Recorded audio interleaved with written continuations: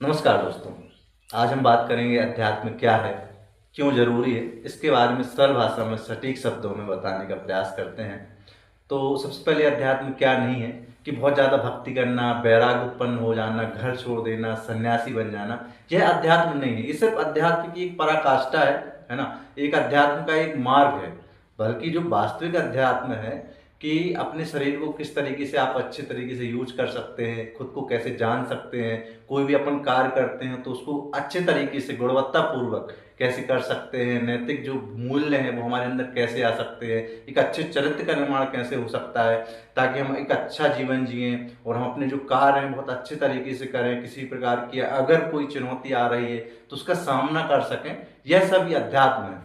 और हमें क्यों आध्यात्मिक जीवन अपनाना चाहिए और किसके माध्यम से अपनाना चाहिए, तो मैं बात करूँ कि सबसे पहले क्यों अपनाना चाहिए, है ना? क्या ज़रूरत है इसकी? तो अगर मैं बात करूँ तो जब हम अपना जीवन जीते हैं तो चाहे आप स्टूडेंट हैं, चाहे आप कोई भी कार्य कर रहे हैं किसी भी कंपनी में, कोई सरकारी नौकरी कर रहे हैं या आप वृद्ध हैं, तो समय-समय पर विभिन्न प्रकार की चुनौतियाँ आती हैं और हम अपने अच्छे तरीके से अपने काम को कैसे कर सकते हैं, इसकी भी एक चुनौती है। तो ये जो दोनों समस्याएँ हैं, इन दोनों समस्याओं का समाधान अध्यात्म में है।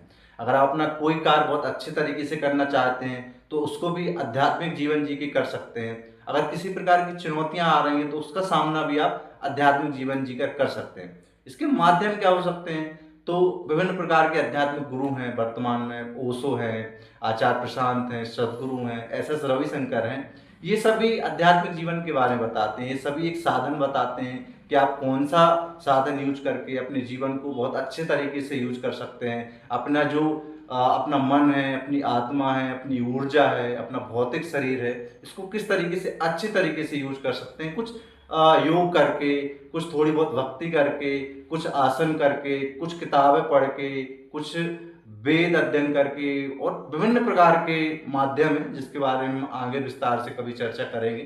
तो मुझे लगता है कि आज के दौर में आध्यात्मिक जीवन जीना बहुत ज़रूरी है क्योंकि विभिन्न प्रकार की मानसिक, शारीरिक, आध्यात्मिक चुनौतियाँ आ रही हैं। लोग बीमार हो रहे हैं, डिप्रेस्ड हो रहे हैं, एंग्ज़ायटी आ रही है। इन सभी का साधन, इन सभी का जो समाधान एकमात्र है वो है अध्यात्म।